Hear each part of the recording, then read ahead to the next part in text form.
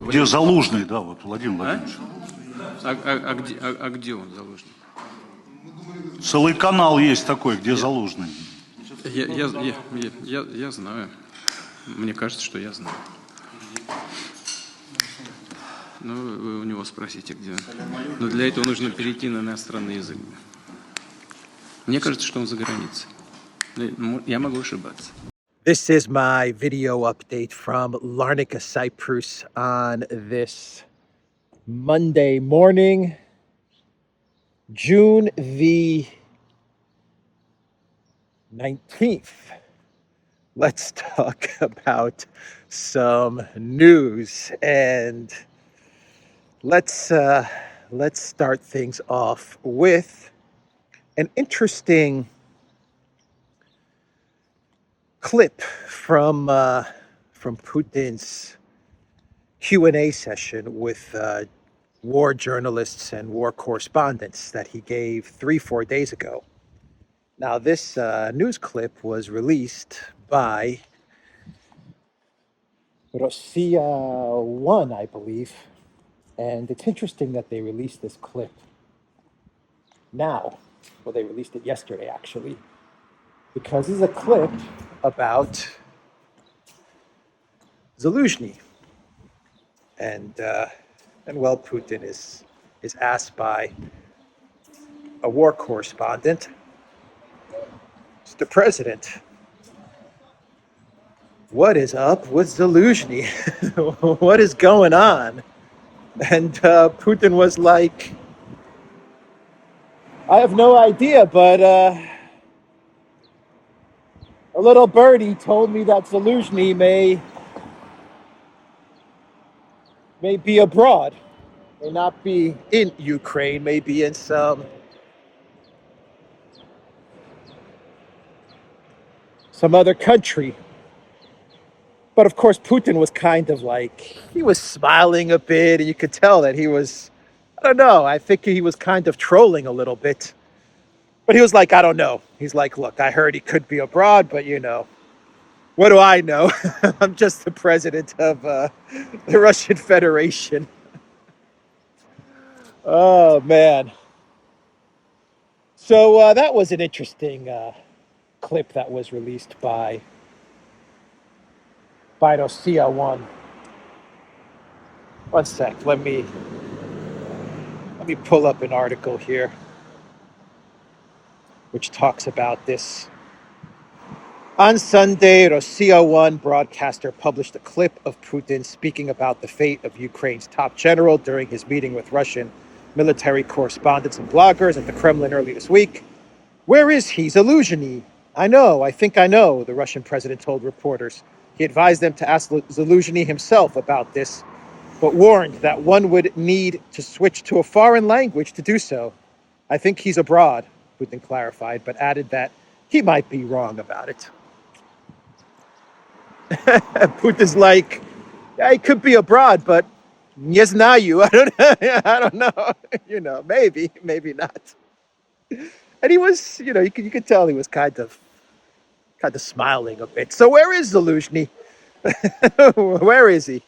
Where's Budanov? It's been like 3-4 weeks, and these guys have not shown up anywhere except for Zaluzhny at a science fair, and Budanov, well, we had that creepy deep fake video that the intel agency put out like 3-4 days ago. There are some photos circulating the interwebs claiming that Zaluzhny was handing out diplomas at like a military academy graduation. But some people say those photos are old. Some people say that's not Zaluzhny. Some people point to the fact that on the back of his head, this person's head, who some people claim is Zaluzhny, there's like, it looks like there's bumps or an operation or something. I don't know. I have no idea.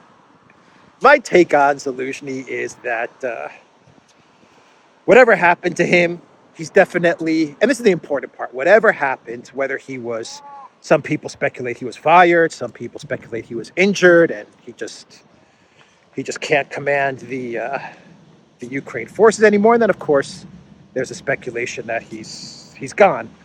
My thinking on this is that the most important part to all of this is if Zaluzhny is not commanding the Ukrainian forces, well then, who is?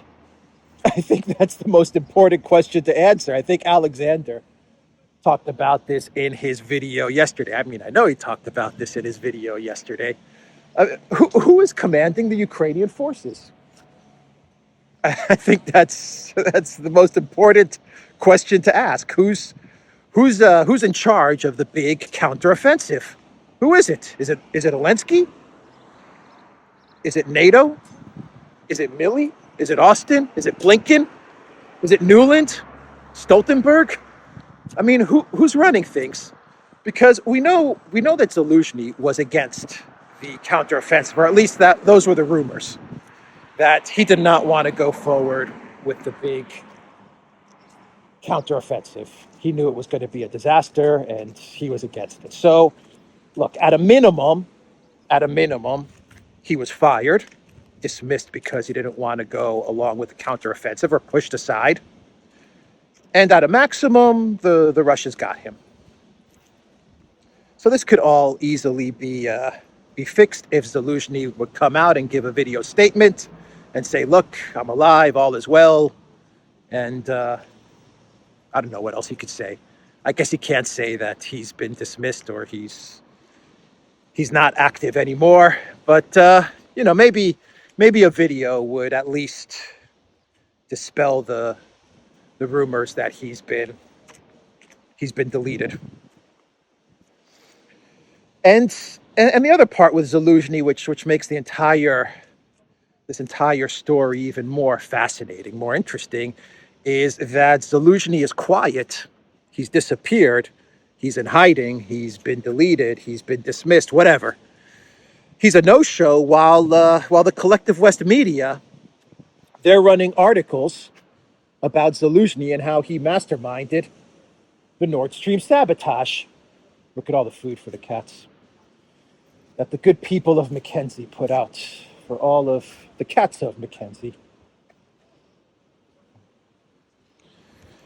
So, yeah, I mean, the least that you would imagine Zaluzhny to do, at a minimum, you would imagine that Zaluzhny would at least come out and, I don't know, maybe put up a video and say, look, I didn't mastermind the blowing up of Nord Stream. I mean, you would think that at a minimum, he could do that, or he could get permission to do that. Hey, everybody, this is one-time Commander Zaluzhny. I'm not commanding the Ukraine forces anymore. He can't say that, but, this is Zaluzhny here, everybody. And I just want to say that the reporting from the Wall Street Journal and from Politico and from the New York Times and from the Washington Post and from the CIA and from CIA Director Burns, it's false. I did not mastermind Andromeda, yacht, sailboat, Nord Stream pipeline sabotage. It wasn't me, as that Shaggy song says. It wasn't me. It wasn't me. You would think that he would want to at least do that. Man, oh man. Budanov, I think, is a different story. It seems like Budanov is, who knows? Seems like that guy is somewhere in Germany, I guess, seeking treatment. Because he loved the media. Budanov loved giving interviews, and he's been disappeared for like 3 weeks as well. So I think Budanov may be a different case than Zaluzhny altogether, because Budanov was all for the counteroffensive. He was all for escalation. I mean, he supported all these things. So I don't see why they would dismiss Budanov. But Zaluzhny, yeah, I can see why they would dismiss Zaluzhny, because he didn't want to go along with the counteroffensive. But Budanov was all in. He was like, let's do it. Let's ratchet things up. So for him to disappear while this counteroffensive is going on, well, that That doesn't make any sense unless, of course, the Russians got to him. I said in a video like 2 weeks ago when Budanov was bragging about how he was the one that masterminded the assassination of Russian journalists and politicians like Daria Dugina. He was hinting that he was the guy behind that. Man, I said in a video I did like a couple of weeks ago from Nicosia, I was like, dude, bad move, Budanov, taking credit for those assassinations. Very bad move. The Russians are going to get you. All right, enough of that. Enough of speculation. I don't know. I don't know what's happened to these people. I'm just passing on some news, a little bit of rumors, a little bit of speculation from various independent news sources, posts on the interwebs. One day we'll find out. And of course, a statement from the Russian president who you can tell from his facial expression that he's kind of amused at all of this. I mean, Putin he's kind of smiling a little bit. Zaluzhny may be abroad, and he's like, kind of having fun with it, I guess, would be the best way to explain it when you look at Putin's facial expressions, his body language. So let's talk about the big counteroffensive, which the Russian Ministry of Defense they published yesterday the results of the big attack that Ukraine launched yesterday, actually over the past couple of days in the Zaporozhye region, actually in an area. It was concentrated in an area known as Biatchatka. Biatchatka is this town or village that the big attack was directed towards, which was a catastrophe for the Ukraine military. Now, Biatchatka, from what I understand,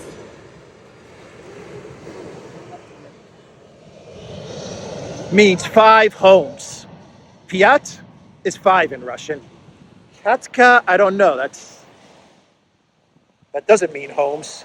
Or maybe I'm wrong about that, but I don't understand where they get 5 homes from that. But anyway, this attack from Ukraine was a complete catastrophe. The Russian Ministry of Defense, they put out the numbers over the past day. Enemy losses in the southern Donetsk and Zaporozhye direction amounted to more than 800 Ukrainian servicemen, 20 tanks, 4 infantry, fighting vehicles, and 15 armored vehicles, the MOD said. The Russian Ministry of Defense said the ministry did not elaborate on whether its figures or casualties includes those killed and injured or fatalities exclusively.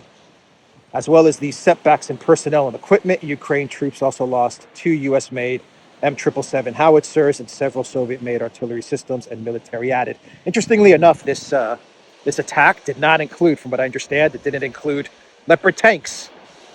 It seems like Ukraine is running very low on Leopards, and so there were no Leopard tanks used.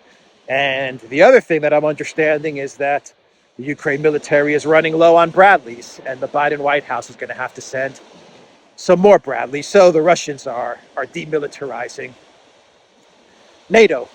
They are demilitarizing NATO, which is a pretty incredible accomplishment. And there were a lot of images and videos, photos of POWs being taken. Hundreds of POWs. So I think that corroborates much of the Russian Ministry of Defense's figures and reporting as far as Ukraine losses are concerned. It was a catastrophe. The past couple of days for Ukraine was a complete catastrophe. So we have that update as well. And let's see here. What more can we talk about? Remember the story I did about the Czech President Pavel and how he said Europe, or at least the Czech Republic, should start monitoring Russians in much the same way that the Japanese were, quote unquote, monitored by the U.S. in World War II. He's walking back those statements.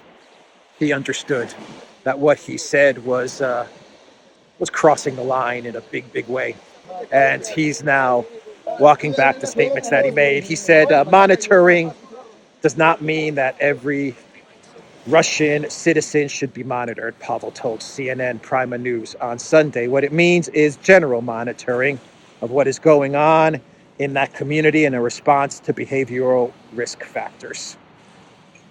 So he said some more stuff, walking back the statements about monitoring Russians. But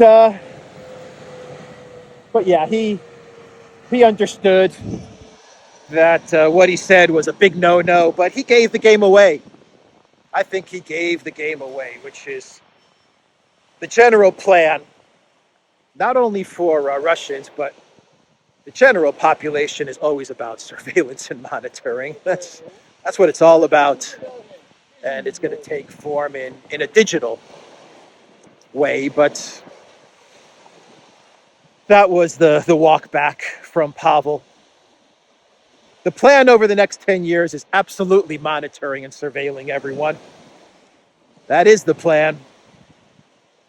But I think Pavel is a bit early in his estimations as to when the EU or the Czech Republic should begin monitoring certain segments of the population, in this instance, Russians.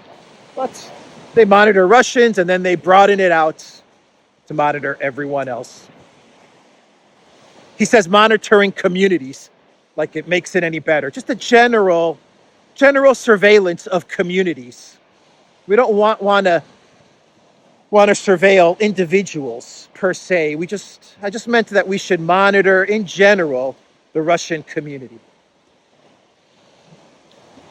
So that's the walk back, the kind of walk back from the Czech Republic president. And finally, before we get to a clown world and wrap up this video, as I approach the end of the beach here, Mackenzie Beach. This is Mackenzie Beach, right here. Let's talk about the EU and how the EU is saying that they are going to give Ukraine money and weapons for as long as it takes.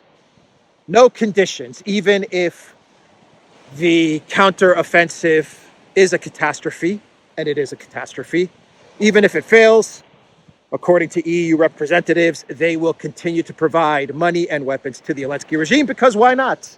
When they provide money and weapons to the Zelensky regime, it's like giving themselves money and weapons, which can then later get sold on the black market, so they all make a whole lot of money. They're paying themselves in essence. But the European Union, they are committed to escalation, and they're committed to a smash with Russia. And they're going to lose. They are losing, and they will lose. The European Union and Europe, if they continue in this trajectory, will be destroyed by Russia. And they've gotten all the warnings. If we, God help us, I don't want this to happen, but if we end up in a smash between Europe and Russia, you can't say the Russians didn't warn the Europeans. Anyway, speaking to French daily Le Parisien on Saturday, the EU industry chief, Mr. Thierry Breton, who's the EU Internal Markets Commissioner, he said that the bloc must ramp up its production to live up to its pledge to supply 1 million high-caliber munitions over the next 12 months. We are going to step up our efforts to deliver arms and ammunition. This is a war of high intensity in which They play a crucial role. Asked whether the future military aid to Ukraine depends on the success of the ongoing counteroffensive against Russia, the official insisted EU support is not conditional and will be provided to prop up Kiev for as long as necessary. Quote, our support is not conditional. What is imperative is for Ukraine to recover its freedom and territory. We are determined to provide it with all the support it needs for as long as it takes. And he's talking about a production of 1 million high caliber munitions over the next 12 months. Russia is already producing something like 2.5 to 3.5 million. And they're talking about 1 million over the next 12 months. They can't keep up with the Russians. All of Europe, plus the United States, they can't produce enough, period. End of story. They just cannot keep up with Russian production. So that's the statement from the EU chief, one of the EU chiefs. Should we do a clown world? We've come to the fence that leads to the airport. I think we could do a clown world now. There's a lot of articles, by the way, from the Collective West media. Let me pull some of them up. Coping with the counteroffensive, trying to explain things. Why is this happening? Why is this disaster and this catastrophe happening? For example, the Washington Post, they put up an article saying Russia aims to defeat counteroffensive with mines, artillery, and aviation. It's just such silly titles, man. Russia aims to fight this conflict with the military. I mean, you know, it's just ridiculous articles. The New York Times, they put up an article saying Russia, learning from costly mistakes, shifts battlefield tactics. There's the airport right there. All right, let's walk back. Let's walk back and we'll go to a coffee shop here and I'll get this video up. So they're trying to cope with the fact that the big counteroffensive that was going to be a 3-day sprint to the Sea of Azov and split the Russian forces and lead to Putin's demise and the regime change of the Putin government, this whole thing has crumbled in spectacular fashion, in catastrophic, horrific fashion for Ukraine and for the Zelensky regime. The Europeans, they vowed that they will stay committed to Ukraine, whatever that means.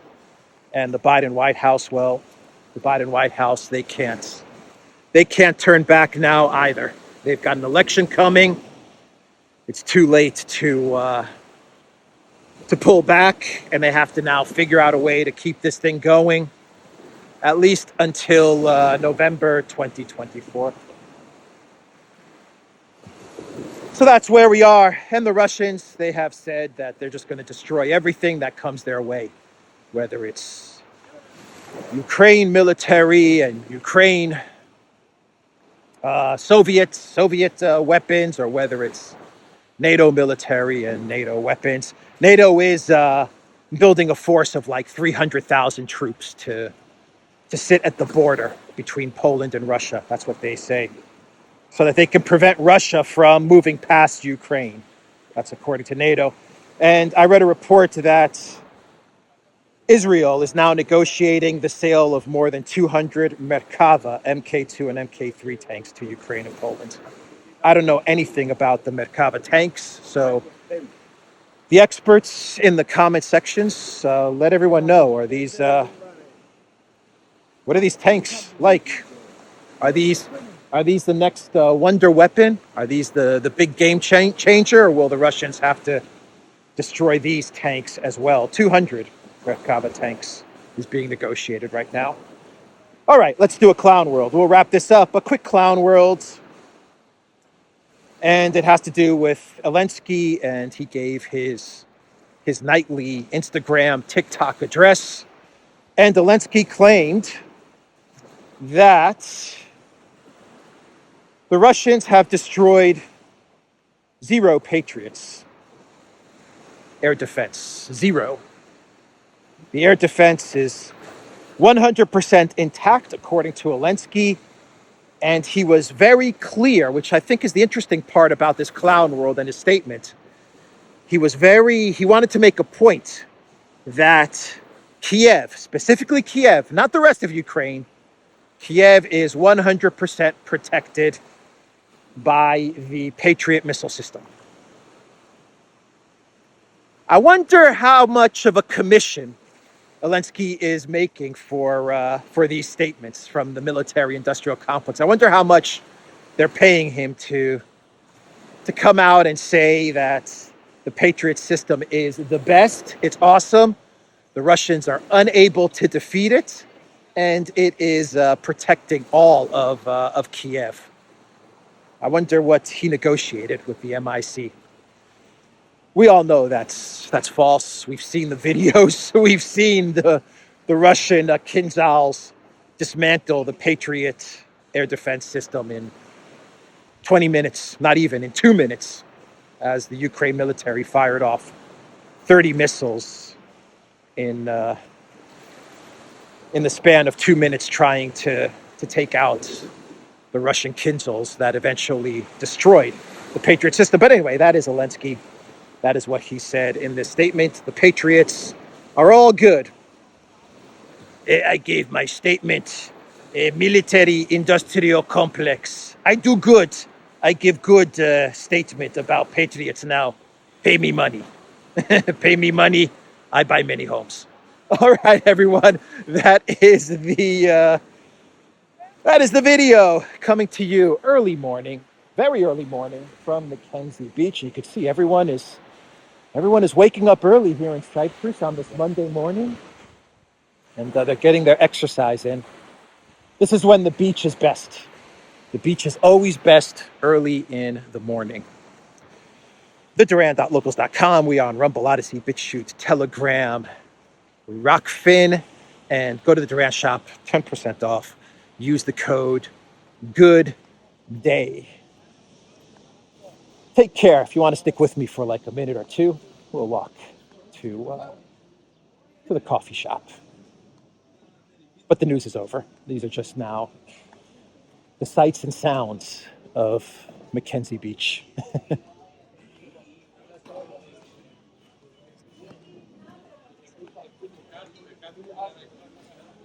I love these gym machines. The best.